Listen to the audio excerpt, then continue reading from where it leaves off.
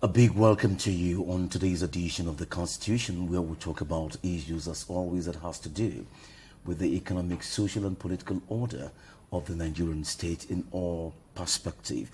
Today our focus is on the social order of this discourse, and we have so competent, capable, reliable, trusted Nigerians in their own right, specialists and of course experts who are of course available to do justice to issues as these when we talk about a social order perspective of the provision of the Constitution in the funding of education in Nigeria. The Constitution is one subject matter that people are very worried about because they do not understand it, but then we rely on lawyers to interpret all of this for us. But then how well are we on our own side really taking time out to learn and study the Constitution? These and more we'll be looking at on today's edition of the program. But we'll take a break now, and when we come back, you get to meet my guest and of course a discuss on how we can really understand this with the Constitution will be discussed. Thank you again for joining us. I'm Obafemi Craig. No love is all we need.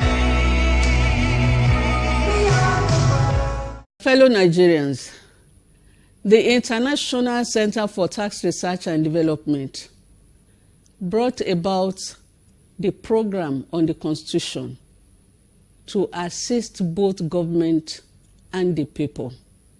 It is important for us to know the way forward. We cannot continue to rely on old system. I would like to point out an important area, and that is the election 2019 that is coming. The Constitution has provided enough processes for us to be able to elect those that we want. Please, there must be no war in Nigeria. We cannot afford to have any war in Nigeria. The taxes that we pay, the resources that government collect on our behalf must not be wasted on unnecessary frictions, must not be wasted on disputes, must not be wasted on war. Please, we should know that politicians, they love themselves. They will not do any evil against themselves after election. They will always come together. So therefore, my dear fellow countrymen and women and our youths, don't kill for anybody. Don't use any hate word because of anybody. It is your right to elect whoever you want. Do not allow anybody to intimidate you. It is your money that the government is using for this election. Don't destroy government property, because when you destroy government property, we will still be the one to pay for this property. I need to say this because election has always brought a lot of problems to us in this country, and we don't want that. Let us be free to go and elect whoever we want, and we should not sabotage any plans by INEC. We should not favor anybody to the extent of destroying our properties. Thank you so much for listening. No love is all we need. Welcome back, and thanks for staying with us. Wherever you are watching us, you can still see on the screen where you can connect with us on our social media platforms has been scrolled on the screen. But then let us unmask our guest for today to discuss the issue at stake, the provision of the Constitution that has to do with funding of education in Nigeria, the objectives and the entire components of what the contents of these provisions really says, and how well are we really enforcing and practicing that which provisionally as stated by the Constitution. We are doing that which is right.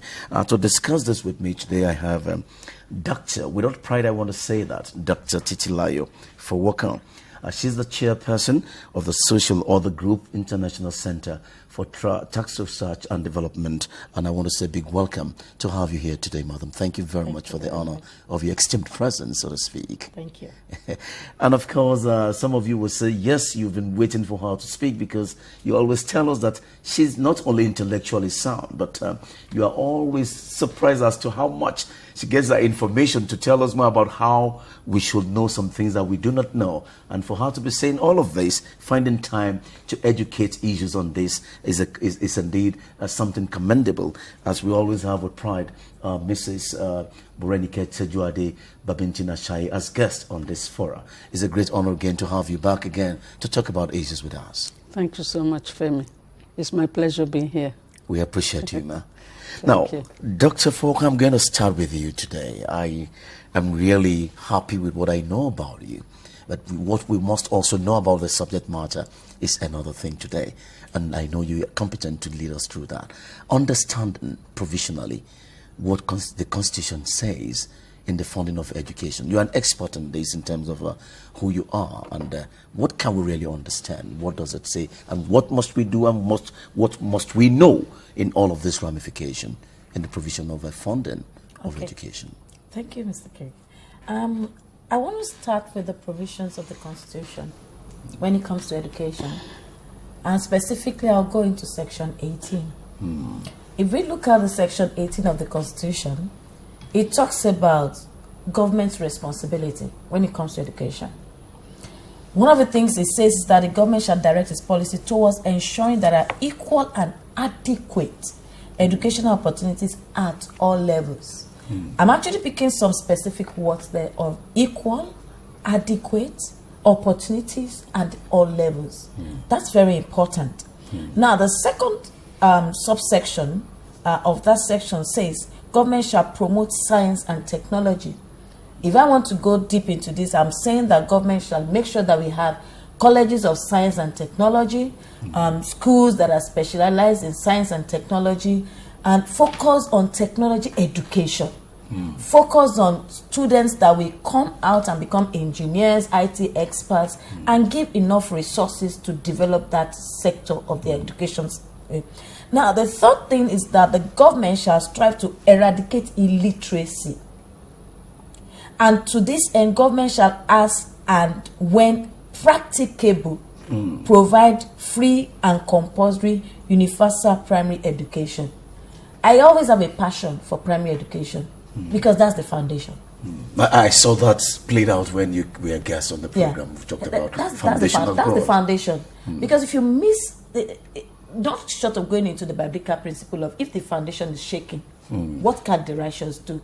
So if you have a problem with our primary education, what do we expect at secondary, at university? What do we expect when they get to be working? If you don't give a solid foundation for the child, then you're going to be having dropouts. You're going to be having so many street raiders. You're going to be having armed robbers on the road. You're going to have a lot of children that will be hanging. I go out and I see children sleeping in garages. And I ask myself a question. Where are we on this? These are the future of the nation. So if I look at the Constitution and I extract that Section 18, the key thing that strikes me is free, compulsory, and universal primary education. Then I ask myself the question. Compulsory and universal primary education. So the question that comes to my mind is education really free at all levels? Is it really free? Can anybody go to any primary school and say, teacher, this is my child, I don't have money, teach them? Can anybody walk to a school and say, oh, because government has said this thing is free, I don't have to pay anything to get my child to school, give them good background, good education? It's a big issue. The question that always comes is it really compulsory for children to go to primary school? So where do we see a lot of children that are going to be on the road? I was opportune to pass through, I think, one of the streets, and I go in the morning, as early as 7 a.m., and I saw this between the age of 7 and 10 on the road, hanging around. And I'm asking myself, this should be preparing for school. At this time. On the road? Why don't they should be either carrying their bags to school or getting ready to set out? Why are they on the road? Why are they just waking up? If you go inside some places in Lagos, some local government, I entered Mushi and I saw the population there. And I'm saying, God, what is happening to this generation? These are the future of the nations. So if we're talking about funding education, which is our crux of today's discussion, we should be looking at government eye to eye and saying, government, how good have government done in funding education and making sure that the education is free, compulsory, and universal? Because that's what the promise is. It's supposed to be free, even up to university level, even up to adult literacy program. How many adults have been put in school? Say, look, this is free. Everybody should come. So it's a real big issue. Is the problem with funding? Is the problem with resources? Is the problem with vision? Is the problem with policy? We need to look into these things and see how best we can give our own voice into it to make sure that we are where we're supposed to be. I wouldn't know if Mrs. Shai has a contribution to that. Yes, I think I am worried about why the Constitution under Section 18 did not say how education should be funded. Because in other climes, it will be stated, certain percentage, or, the children, you remember when we did preschool, in some climes it will be stated there that from age 2 to 6, even before primary education, this is how government should fund education. Because what we are having in Nigeria at the moment is that when political parties come out with their party manifestos, maybe they have 5-point agenda or 7-point agenda. My worry is if they don't go by the Constitution, if Constitution has given them maybe 10-point agenda and they come with 5-point agenda, what happened to the remaining 5? Because what will be in their mind is their own party agenda, the manifesto. We have promised the people this is what we are going to do, this is why we were voted in. And we can cite the issue, the present problem that USA is having, that Donald Trump says that I told the electorate, the voters, that I'm going to build a wall. You see? And because he has told them, he believed that that is why he was voted in. And whether the government has money or not, he wants to fulfill his promise. And that is what happens here too. When political parties come, they come with their own agenda. Once they are able to skate through the election, it is how to, keep the promise to the people. But if we are going by the Constitution, and the Constitution has said education is free, maybe what government so far, what they have done is it is free to UBE, that is Universal Basic Education, which includes primary and JSS 1 to 3, which is fine. Because at that point, any human being should be able to make decision on which way forward. But that funding needs to be stated in the Constitution. If we are serious about education, because we have seen a lot of issues now, that when government decided UBE is going to be free, the federal government said, oh, we are going to have this money provided, states should have counterpart funding, and many states could not even meet up. And by what we have read in the research that was carried out by, this research was carried out by Mr. Nwachukwu of he's a senior research officer of Nigeria Educational Research and Development. He carried out the research, and we noticed that a lot of things are happening with the funding of education. And we will state his recommendations later. But the research that was carried out by Onwosan Oye, his name is Owosoye, he is of the Human Development Initiative Lagos. This is to show you that Nigerians are carrying out research on funding. There are so many researchers on funding, but how far are we? How far is our government, networking with these researchers to achieve the goal? To achieve required. the goal. Yeah. Mr. Owosoye said in his research finding that 59 billion naira is sitting down in the central bank for 2017, as of March 2017, waiting for counterpart funding. And in 2018, 109.6 billion is waiting in the central bank for UBE for counterpart funding. For me, this is just not right, because the state could not meet with the counterpart funding. They will not be able to fund education as agreed by the federal government. I think there should be an easy way out. Since government has agreed that it is free and compulsory, it should be a first line deduction from our consolidated fund.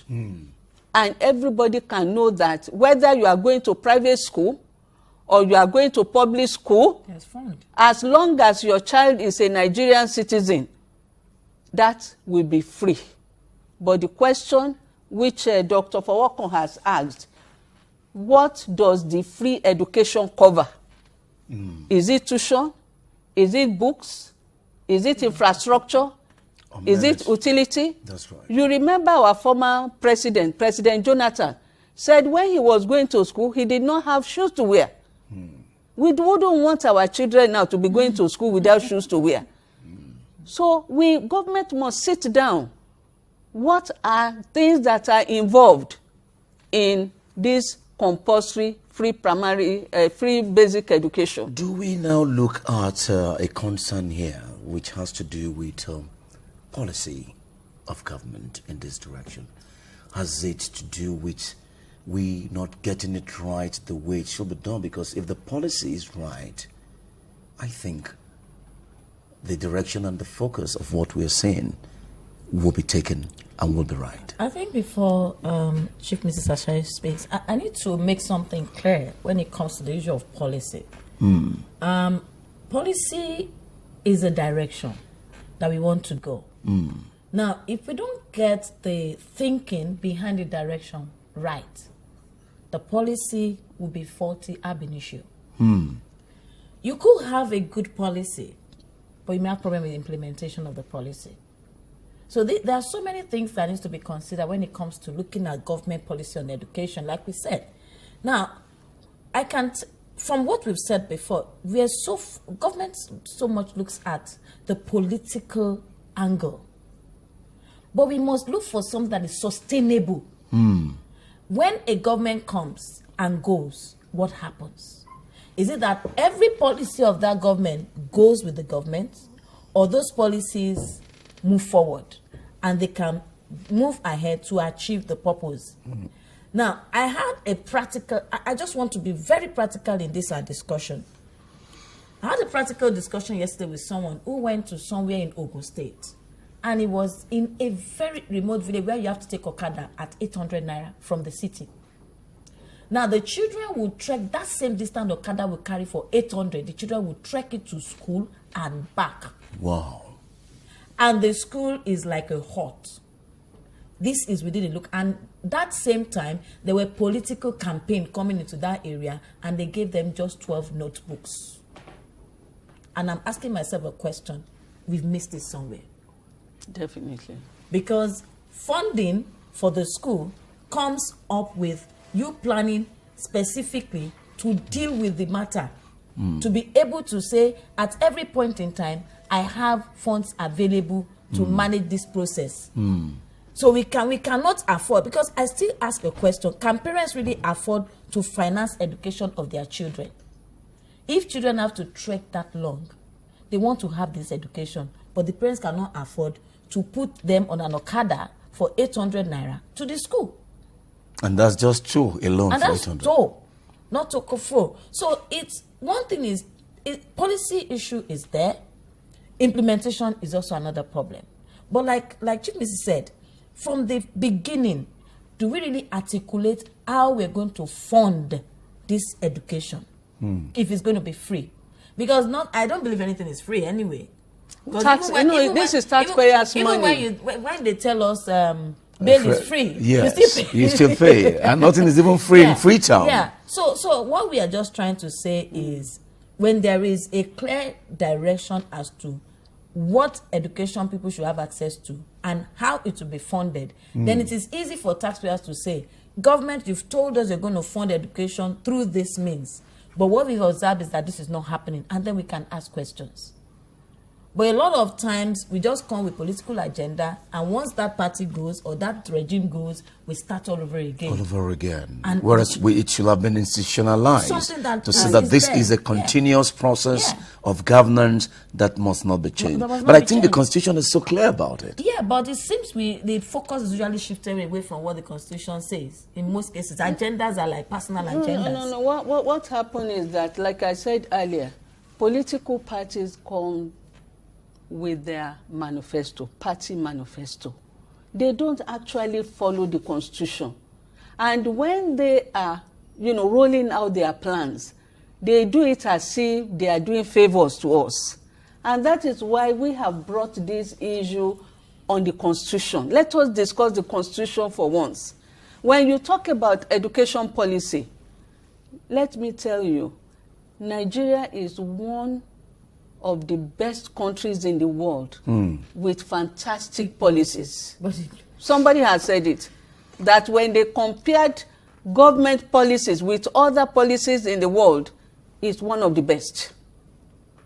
And that is where lies the problem? Yeah, it's implementation and commitment. Implementation and commitment. No love is all we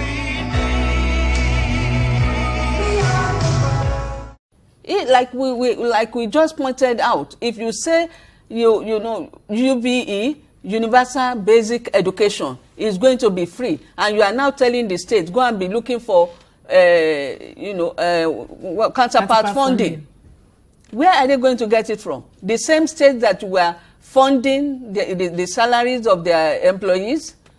So what? And this is why we said earlier. You remember during the political group, we said it is important now for Nigeria to have National Constitution Council, a council that will oversee and ensure that our Constitution is adhered to. And when there is need for improvement, they will go through the Constitution and make necessary amendments. Because now we can no longer afford to wait for representatives. You remember even our representatives, they had made certain amendments, but the president did not allow those provisions to go through, and because they belong to the same party. So if we have National Constitution Council, people there, they have high integrity, and they are non-partisan. They are there for Nigerians. They will be able to oversee the implementation of our Constitution. We want political parties to go by the Constitution. By then, we can assess them.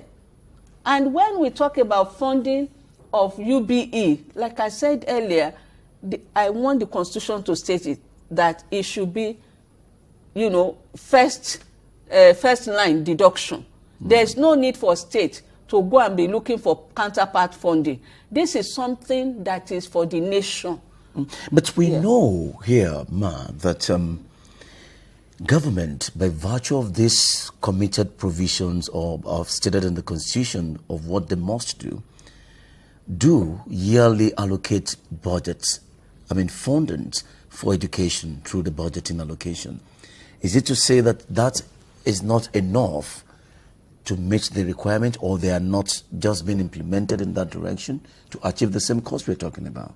Because here we are talking about government. It says that sources available to government for funding education has to do with budgeting of allocation on one side. We talk about grants. We know of so many grants. And we also look at non-governmental sources, that where we talk about school fees, proceeds from school activities, and all of these to further aid the funding of education. Are we saying that all of these are not equated and factored into how these things will work? The problem we are having is that government can never have enough. But government should be sincere enough to say it. They have never allocated right for education. And when you look at this allocation, mostly it's recurrent expenditure, paying salaries and so on. But the institutions need more than salaries. They need facilities. They need equipment. They need so many things. Which is part of the research that this educationist came up with. Yes, the research by Mr. Awosonye and Nwachukwu stated respectively. They stated it clearly, that there must, for example, the areas that government should be sincere and honest about. If you know that it's going to cost 100,000 naira to send a child to primary school, and you can only afford 80,000, be sincere to tell parents, taxpayers, that this is how much government can afford. At least, before a child comes to the world, it takes about 9 months, and it takes 2 years for preschool to go there. It takes 6 years to go to primary education. We will teach our people how to plan for their children. Yeah, I think I want to just take it up from there. When we're talking about planning, we cannot forget data. Now, these are research work we're referring to. So the question is, does government even consider some of this or contact some of these researchers that will be able to give insight into what needs to be done? And how it should be done. And how. Because without data, you cannot know the number of children that will be going to school next year. You cannot know the number of children that will be getting out of primary school next year. You cannot know the number of children that wants to be in university or tertiary secondary school. So there's a problem also with our data. Do we really have the data of children for us to plan well for them? The problem is the data that we have, do we analyze? Because when you have your child, it is compulsory for you to go and register the birth. When there is any death, it is compulsory to register the death. Do we really take this register from the local government and analyze, we have maybe 2,000 this year. By 2 years, they are going to go to preschool. In another 6 years, they are going to primary school. Do we bother to analyze those data right from the source? That is primary source. So I think if I would take that from you, Ma, what we are now trying to see is there's a problem with our information usage. There's data, agreed. But if I go to any local government and say, I need the register of birth for 2012, will I be able to get it? You should be able to get it because there should be archive. There should be archive, there should be proper storage for information. It's important. There's no way, if the facilities are there, and that is what we are saying. Let the local government run the way it should run. If local government is running perfectly well, they will be able to provide enough information for state government and the federal government. But the moment you now put local government to the background and you don't give the local government the authority, the funding, the self, what do you call it? For them to be able to run on their own rather than waiting for the governor or waiting for Abuja. If they are able to run on their own, they will do things perfectly. And this is why I liked what former President Ibrahim Babangida did, that local government should be for the people, not political party. Because the moment it's for political party, there's no way they will not control the local government.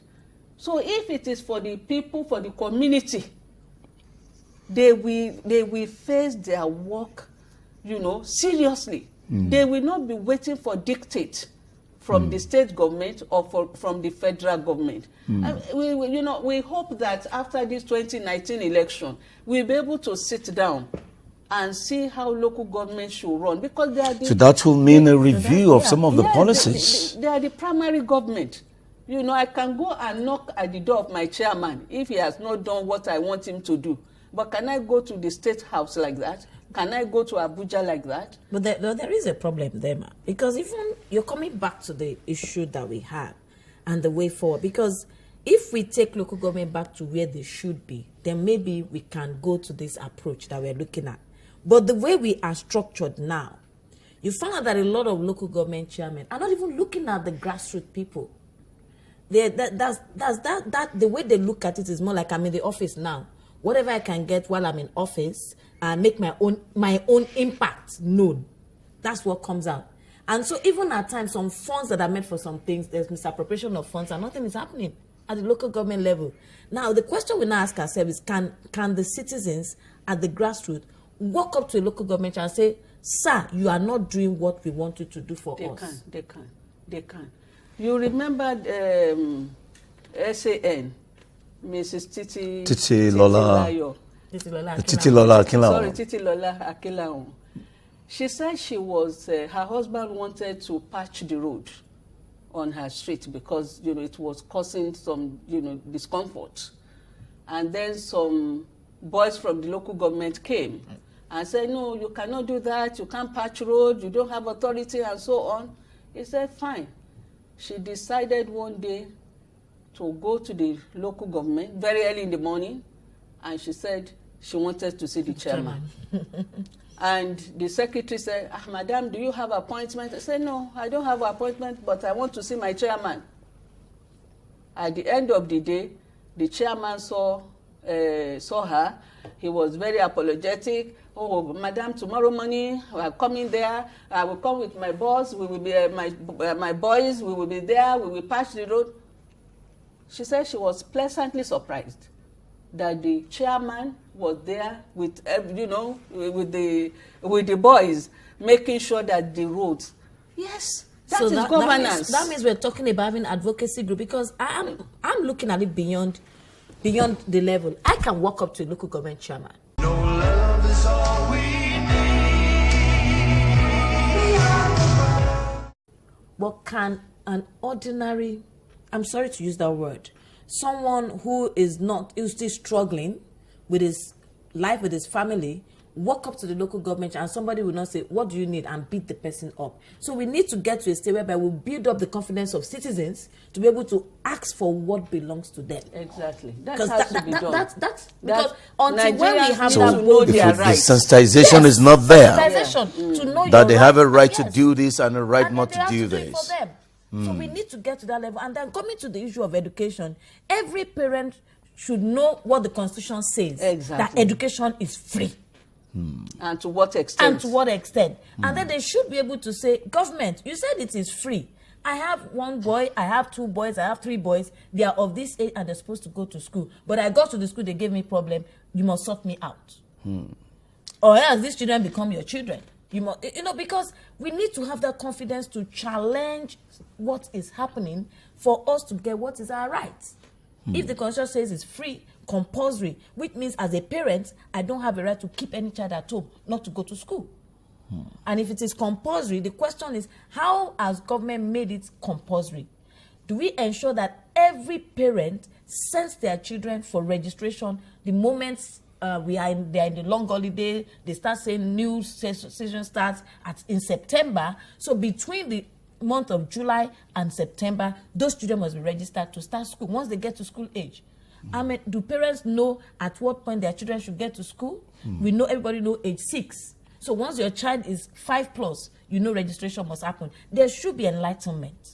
There should be education to the parents to know what they're supposed to do, and that the child have a right to be educated. Yes. According to the Constitution. Yes, you are You right. cannot keep your child and say you should go and sell EPA or sell this. So what should be done to such? such? Okay, before we even go into all of that, let's not forget our focus here. Funding. Yeah. Funding.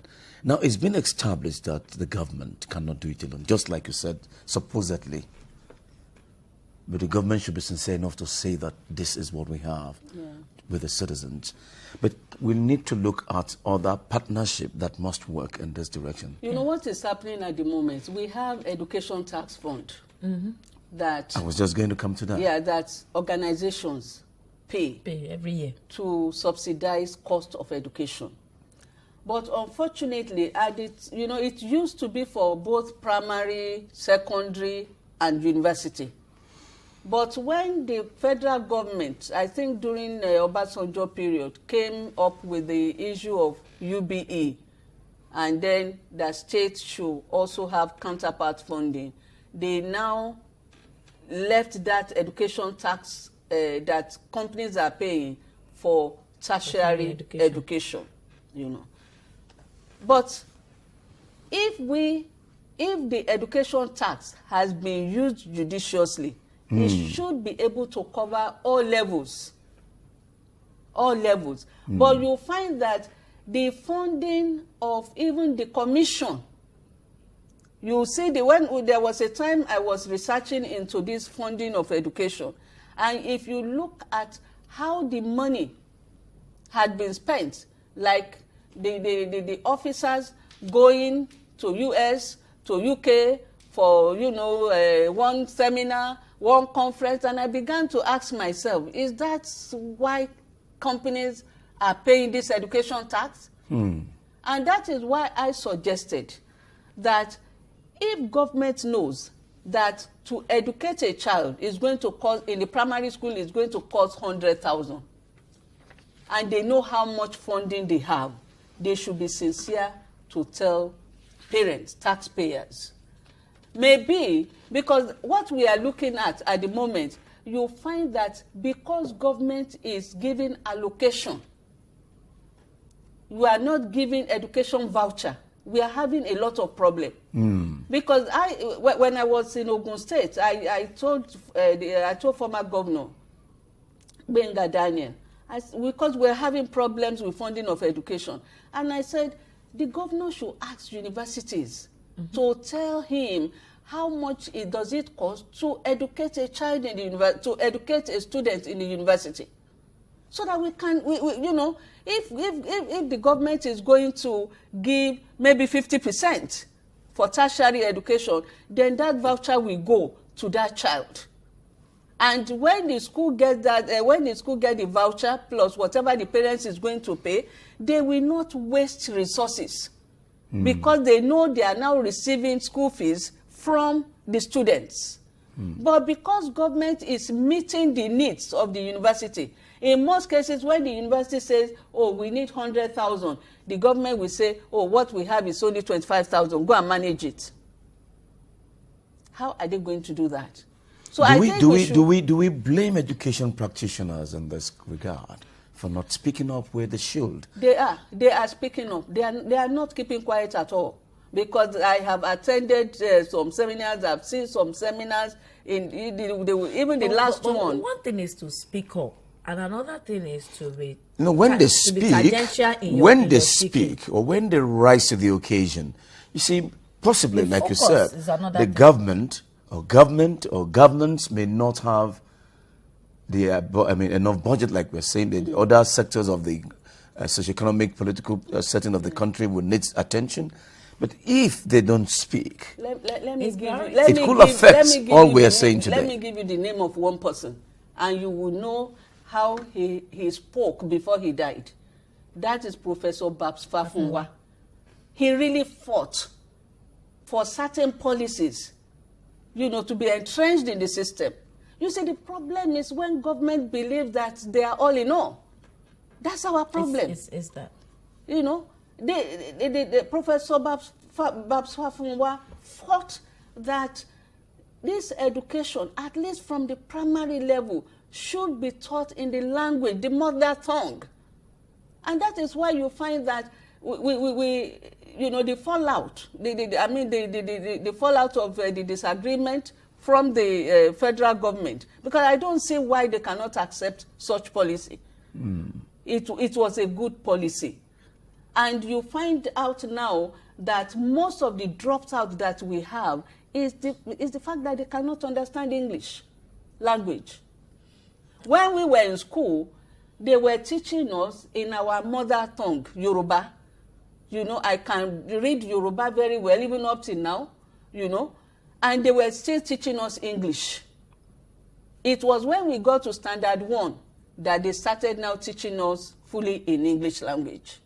And that was what Professor Babs Fafunwa was saying. And it's better for all, it's better. Well, I think if we come back to the focus, when we talk about government not being able to, if you look at some other areas in the budget, and I apologize if it might sound as if one is being, because you look at some lines on the budget, and I'm asking myself a question.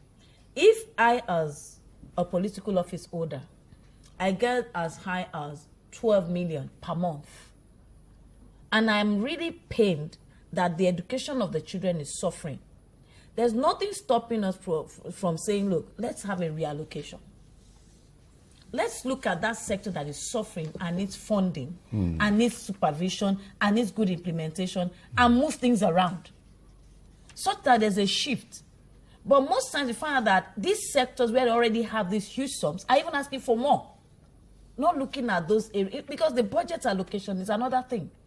Not looking at those areas where those funds would make impact on the citizen. And that's another area that we always see. Even when you have budget allocation, is the money distributed at the end of the day? They can allocate, they can give you big sum, but at the end of the day, because this budgeting we are talking about is based on what government has. Government may budget that we are likely to have 10 trillion in taxes. That's right. At the end of the day, economic activities, social activities, political activities may deny government receiving that 10 trillion. So it is what government has that government will distribute at the end of the day. And that is why you find situation that a lot of tertiary institutions today are underfunded. And like she has said... So which means ASU, the academic staff union of universities, is very correct in their demands of what is going on today. That's why I told you they have been speaking out. Not that they are not speaking. They have been speaking out. But just like she said, is it not possible for a president who has authority to say, yes, this time around, education must be given focus? That's why I keep telling political parties, don't come with 7-point agenda if you know you can only achieve 3. Why don't you tell us you want 3 points and then just focus on the 3? So the next time you are coming, come with another 3 for the next year, focus. By the time you finish, you would have done your 7. But by the time you say 7-point agenda and you are focusing on the 7 at the same time, look at the 6 rolling mill that we did all over. Where have we still rolling mills? You know, where do we have steel up to today? So it is better for government because education is basic. Education is development. But there are some organizations that have been doing contribution in education, because I need to bring us to that area. Now we have some organizations that have foundations, education foundations. Yeah. And they've done, like, I am aware of Owando's Adopt a School program. Yes, Ilumelu Foundation is also there. They pick a school, they refurbish it, they sponsor the children, they give them good... and this Star Christian Center does that. And these are schools which we expect government to look into. So if we are having those contributions from the private, the corporations and everything, then I struggle with government saying, I'm having a problem. This same organization, we pay taxes. This same organization, we pay education tax, we pay income tax, which is the same source we're saying government is looking out for. Now, they will also go out of their way to fund education in support of government. So I think there needs to be a synergy in this thing. If we are having private organizations, corporations supporting government, then there should be a way whereby government can be very articulate about what they're going to be doing, like you said, about education funding, and they are going to follow the implementation to the letter. That is why you say that. Well, that's why you see that our budget is not a sincere budget. Anytime government prepare budget, you can throw it into the dustbin. Because what is happening is that, like she said, if there's synergy, government should have been, even in the budget, be able to tell us how much will be coming from these private organizations as funding. They will have factored that in. Of course, they would have factored it in. And they could even give tax incentives to this organization to continue motivating them. They would have known how many foundations, how many international organizations what have they done in the past? That what are supporting. Government would have actually been, moving nearer to them, telling them this is, we thank you so much for supporting us in our education endeavor. Oh, this is how we have gone, reporting regularly. And they will be motivated to continue. But when government brings budget, they only bring budget of their own. Are you with me now? And yet this education will be funded through other sources. Government should have integrity enough to be able to say, to call a spade a spade. All right, we must take a leave here, but before we do, we must have a submission so that we can really agree on a consensus point of decision that this is what we think by submission of our discuss that the government can do to better. Let me ask first from Dr. Fuoka, if we had to make a submission here regarding the funding of education, what will be your submission? I think my submission is that, first of all, like we said all the while, government should make use of available data for proper planning. And once there's a proper planning, then funding can also be allocated along that line.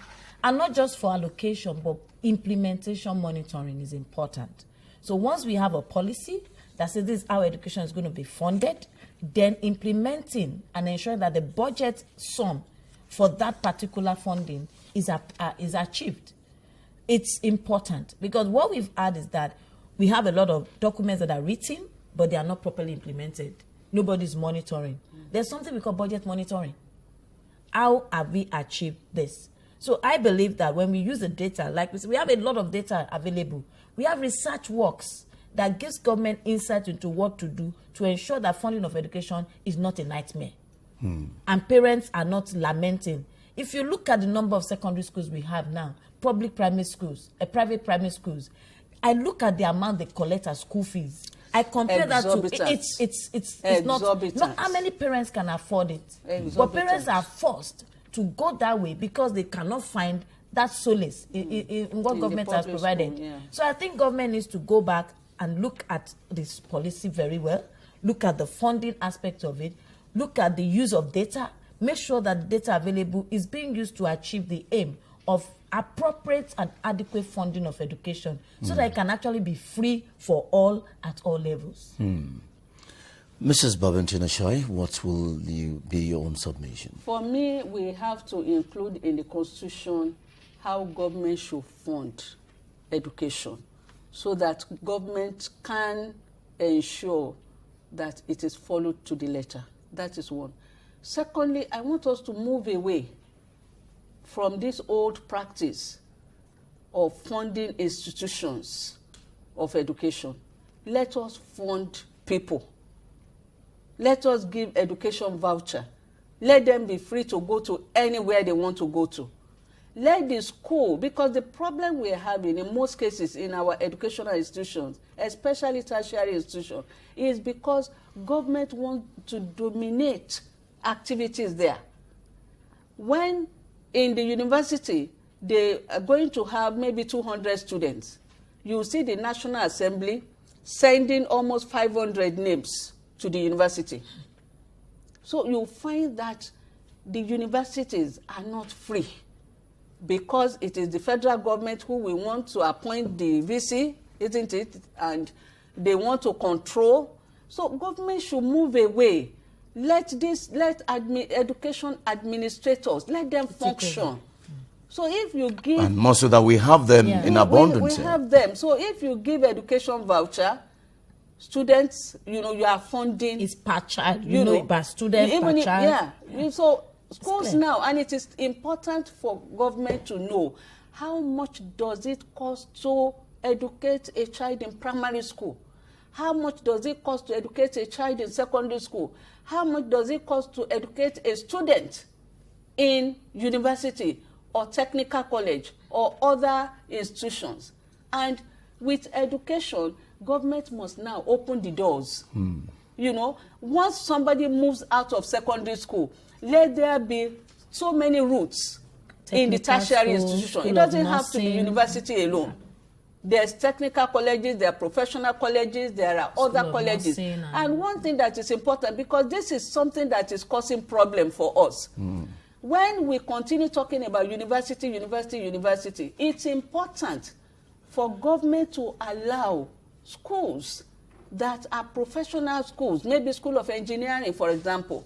You know, it won't cost so much to set up such school of engineering. All right, and they can now attach that school of engineering to universities like University of Lagos, you know, other universities. So you'll find, because there are a lot of our students who cannot enter universities because of space. So others could create room for that platform. Yeah, just like they do in England. You see, University of London has so many schools, affiliate schools. That can be done here. It won't cost so much money to set up a school of engineering or college of medicine or school of accountancy. But still factor within the centralized government. Yeah, but, you know, the University of London or University of Lagos will examine and then give them certificates. But at least of certificate. Then degrees. But then we will be able to accommodate more. All right, we must go now. Time is not our friend. We want to thank you, as always, for the time you find to come to talk about how this country will change and move forward. We know we've done our mistakes in the past, but we need to correct these mistakes, and with views and contributions from everyone, we can get the right path to go. We thank you so very much, Mrs. Morenike Babinjina. Thank you for today again. And Dr. Titilayo Foko, it's really nice having you. I want to see you again on the program. Thank you very thank you much for your positive contribution. She will always be here. She's the chairman of the social order group. We want to thank you so very much. Thank you very much. So viewers at home, that's it again for today. God helping us again. We'll be back some other time. And together we still look at how we can collectively, and I mean collectively, you know, change the direction of this country for the betterment and the good of all, in the interest of the future generations, that we are leaving a good legacy and a foundation that is solid for, to say that our heroes past left us some legacies that has changed the course of our path today. We thank you. Our social media platforms are also scrolling on the screen for you to connect with your views, comments, and reactions. We'll respond to them accordingly. Good day, and do have a blessed day. No love is all we need.